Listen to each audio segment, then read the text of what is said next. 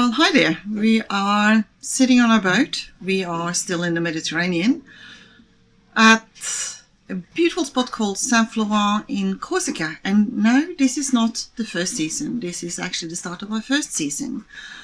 Start of our second season. Start of our second season, of course. How about you start that all over again? Hi. Hello. Hello. Welcome from the Mediterranean. We are now sitting here in Saint Florent in Corsica, and we are now in our second season. But this clip will actually appear in the last video for the last season. So please bear with us and follow us into what we need to do to get the boat ready for winter before we start the season that's coming up, which is now.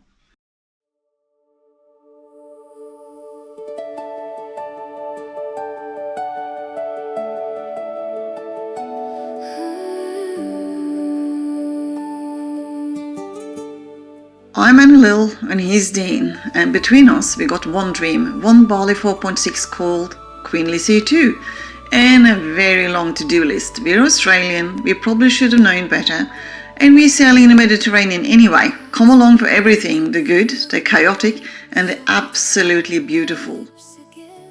Charts are drawn, but wind decides where the restless soul will bend.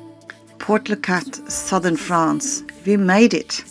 And true to form, the Mediterranean isn't letting us off easy. It's still blowing a solid 20 knots as we try to take the mainsail down for the very last time this season. Leave the harbor far behind, leave the ordinary shore. Something waits. Frederic and his team from the marina have been absolutely legends. Dean and Frederic are up on the flybeach roof, which sounds perfectly reasonable, until you are watching two grown men wrestling a very large piece of dacron in gusty headwind, trying to be casual about it. The open waters call my name. Sail away, where the open waters call my name. It's one of those jobs that looks straightforward from the dock.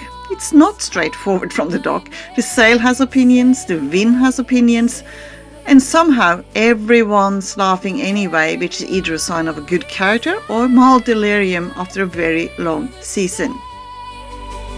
Free as the albatross that flies. Let's run it in 4 times the speed, shall we? Which still somehow feels about right.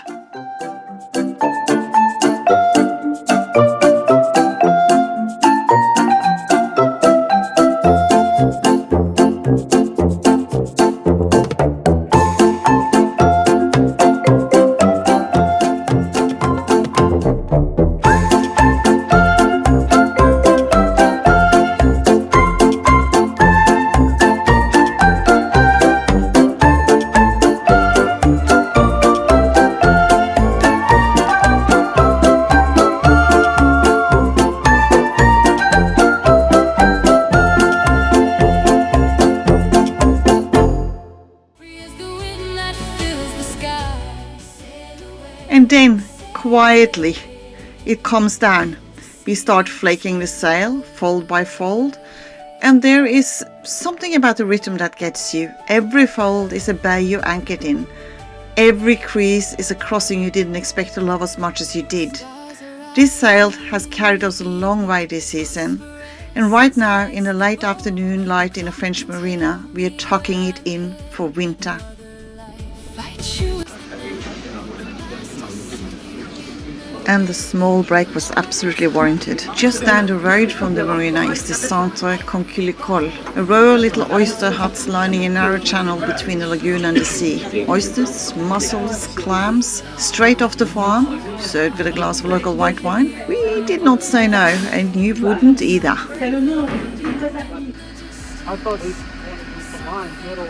Now, if you've ever seen a catamaran or a monohull being hauled out, you might be picturing a big travel lift, one of those straddle cranes that rolls into the water and lifts the boat straight up. Well, that's not how they do it here in Port Leucate. Here they use a tractor. An actual agricultural case, tractor. The kind you expect to see in a vineyard or a farm, hooked up to a specifically built cradle on a wheeled hanger. The cradle is designed specifically for catamarans with supports that sit underneath each hull at exactly the right point. They back it into the water on a slipway. You motor your boat, in this case Queen Lizzy, into position over the top, and then, very slowly and very deliberately, the tractor lifts her slightly up and just drives her out of the water. It sounds like it shouldn't work as well as it does. It works perfectly. There is something almost agricultural about the whole thing, which feels right somehow. No drama, no theatre. Just a sensible French solution to a practical problem.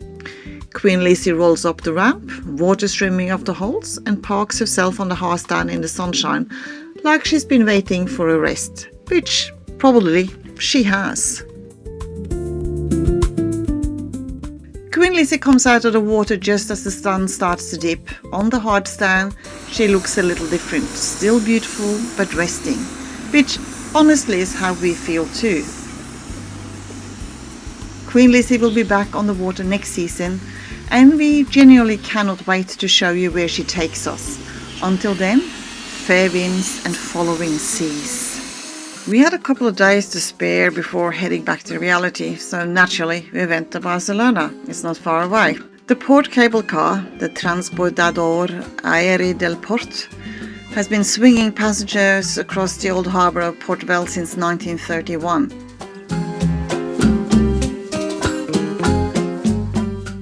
It's slightly rickety, extremely high up, and absolutely worth every second. Barcelona spreads out below you in every direction, the beach, the rooftops, the whole glittering mess of it, and then you step off at Montjuic and you walk up to the castle at the top. Castel de Montjuic is a former fortress and prison, now a military museum with views that make you immediately forget whatever you were worrying about. We highly recommend it. And then, Barcelona, beaches, castle, cathedrals, cable cars. Barcelona just keep giving. The ride down in the other cable car gives you this perfect slow-moving view of the city. And there in the middle of it all, unmistakably even from a kilometer away, is the Sagrada Familia. Still not finished after nearly 150 years, but I think it will be finished in a few years. Still the most spectacular thing on the skyline. Barcelona, we will definitely be back.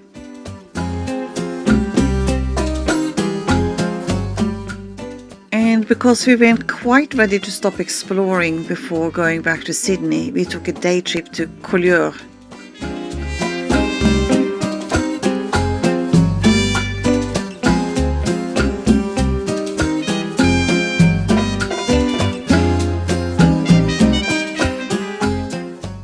It's about 40 minutes down the coast from Port Leucate, right where the Pyrenees tumble into the sea. It's a village that's happily French but proudly Catalan.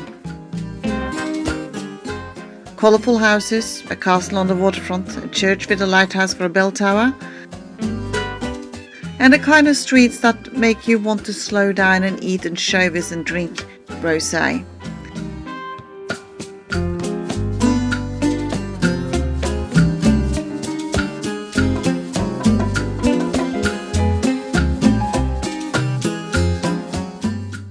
Matisse painted here and famously said he only had the closest shutters to have all the colours of the Mediterranean at home.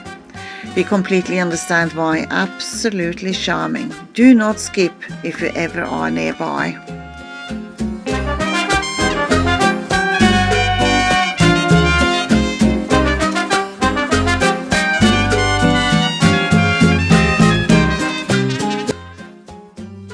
This was all a big learning for us because we've never hauled out a boat before. Well, Queen Lizzy one has been hauled out, but we haven't had to do it. So this time we had to effectively winterize the boat, so it had to be hauled out. We had to pull off all of the external equipment from the boat because it's going to be sitting on the concrete all winter, about 5 months. Winter in Port Leucate is not terrible, there's no snow, However, it can get very, very windy. So we had to take the mainsail down, the jib. We had to bring in all the equipment that's outside. Pretty much anything that is not bolted on the outside of the boat has to be brought in. In addition to that, we had some work to be done on the boat during the winter, which involved getting into both forepeaks, so they had to be emptied, which involved getting onto the bed.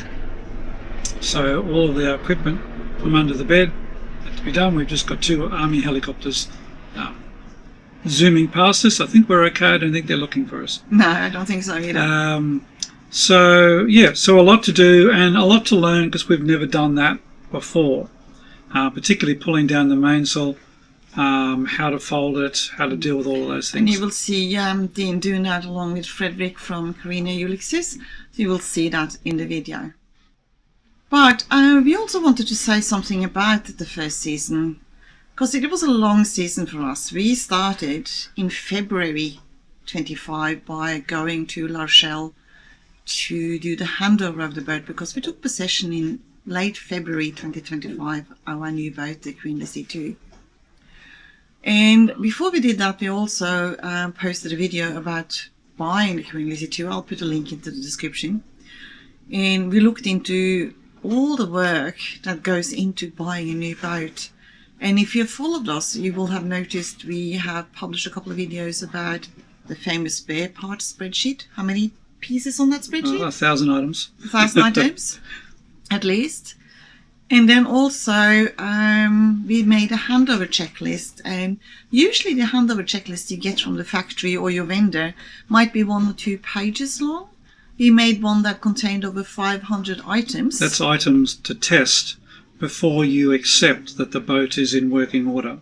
That doesn't mean that you can't find something later and that's covered by warranty. That's not a problem. But checking that everything's there that should be there, and as much as possible everything's working that should be working.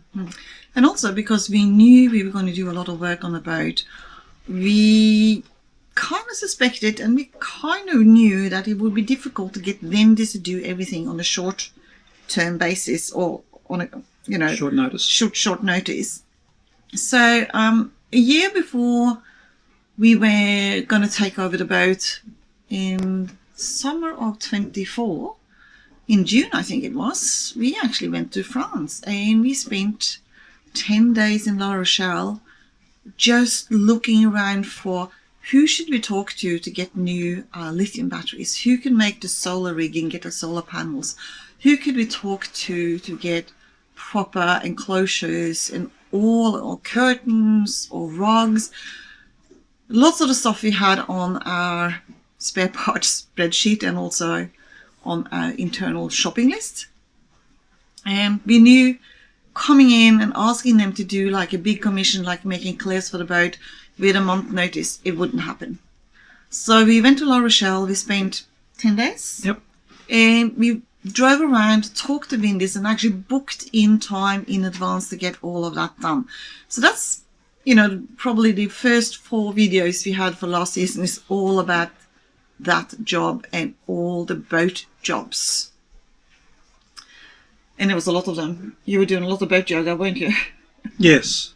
And look, subsequently turned out we planned, as it turns out fairly well, that everything that we bought and planned to install, not everything was installed during that year. I'm still actually finishing up a couple of those things now, but by and large, everything that we bought thinking that we would use it at some time, we have. Obviously not every spare part, no. But certainly all the equipment, the way that we wanted to live on the boat is essentially as it was when we finished all of that work in La Rochelle.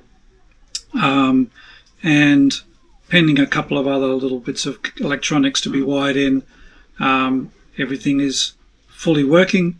And although at the beginning we thought we were going overboard in terms of buying everything at once, for example, buying 2 stand-up paddleboards when it's February in La Rochelle, when the water is like 7 degrees. Yeah, obviously we didn't use them straight away, but so we have subsequently used everything that we purchased. So that's good that the planning worked it was just easier to get everything there than it was to try and buy them along the way.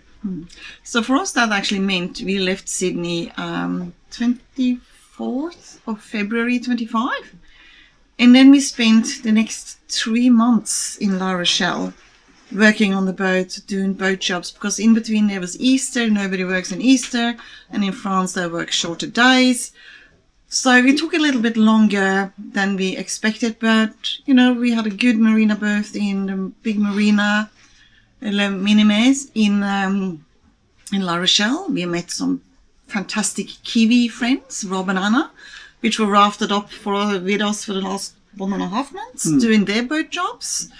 We got Ben, a friend of ours, coming over from the UK to help us. The week we got the new chain and the anchor, and we also sent him up the mast. He really wanted to. He wasn't so pleased when he came down because it was a little bit more scary than he thought. And then we spent another few weeks doing boat jobs until late April, where we hauled the boat out for the first time. And why haul out a new boat? Well, Dean can answer that. Well, we had a number of things to be done. We had to get all of the decals and names put on the side of the boat, and that's difficult when it's in the water. We got the boat polished. We were able to check on a few other things. Normally you wouldn't haul it out because obviously that's a cost involved in doing that. In an ideal world you wouldn't do that. In an ideal world the factory would allow you to access the boat before the boat splashes, so you can look at all those things and you can do that extra work. But with production boats like Bali or Lagoon or Leopard, you really don't get that opportunity. You do with more slightly custom boats, but not with production boats. You don't get the boat until it's splashed in the water and then you pick it up. So, and also because we had new folding propellers on, we wanted to check the bottom paint, and we wanted to put prop speed on these beautiful new shiny propellers. And we wanted to fit rope cutters as well, although they ultimately were done before it splashed. But anyway, so that's all. So I guess looking back at the season, what for you were the highlights and the lowlights? Well, I think the first couple of weeks we went sailing, I was freezing so much. It was so cold. We were going across the Bay of Biscay early May. It's not across, but around the bay, because we didn't want to meet the orcas. And honestly, it's not for the faint-hearted. We were rugged up so solidly up on the fly bridge. We had winter woolies on. We had windproof jackets, socks, hats, gloves, blankets. First couple of weeks were rough because it was really cold and the sea was not kind with us. So that's the time I almost got seasick again, but I managed to get through it. But then we got across or around the Bay of Biscay. We went around the top of Spain and got into the coast of Portugal. And for me, that was one of the big highlights, Portugal. It was amazing. We entered into Portugal to Viana do Castelo, and we can already feel the temperature changing. And we managed to visit Porto and Cascais before we ended up in Portimao for a couple of weeks because we wanted to go back to Sydney to visit family and friends.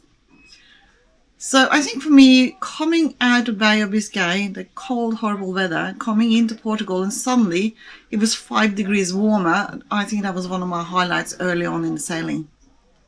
Yep.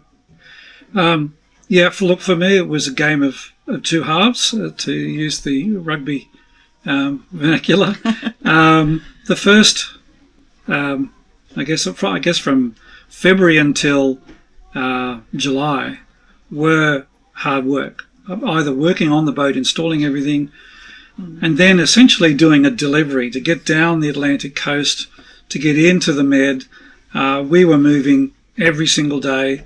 We did one overnight passage, which was fine, but generally we were going from non-stop. 6 or 7 in the morning till 5 or 6 at night to maximise the distance, because there's only so many weather windows that you've got along the Atlantic coast that time of the year. And we needed, for various reasons, to be into the Med by July because we had some guests coming on board. So essentially that first half was a delivery trip and also learning how everything worked. particularly around the solar electrics and all of that. Yeah. The second half was fantastic. Second half was mostly spent around Mallorca. We probably spent 6 weeks in Mallorca, and that was beautiful. Still was doing some boat jobs, more things to install along the way, but the weather was beautiful. We had lots of friends and family come to visit with us, and it didn't feel like we were covering massive miles every day. So that was nice to actually relax a little bit more. But to be fair, before we got into Gibraltar, when we finished with Portugal, crossed into Spain again, we did see some amazing places like the Piedras River, which was the last anchorage we had in Spain before reaching Gibraltar. And Gibraltar itself was a very pleasant surprise. They had a proper shopping centre, a proper food shop. We get all the stuff we wanted, but also the history of Gibraltar itself with the tunnels. So we spent some time in Gibraltar just exploring.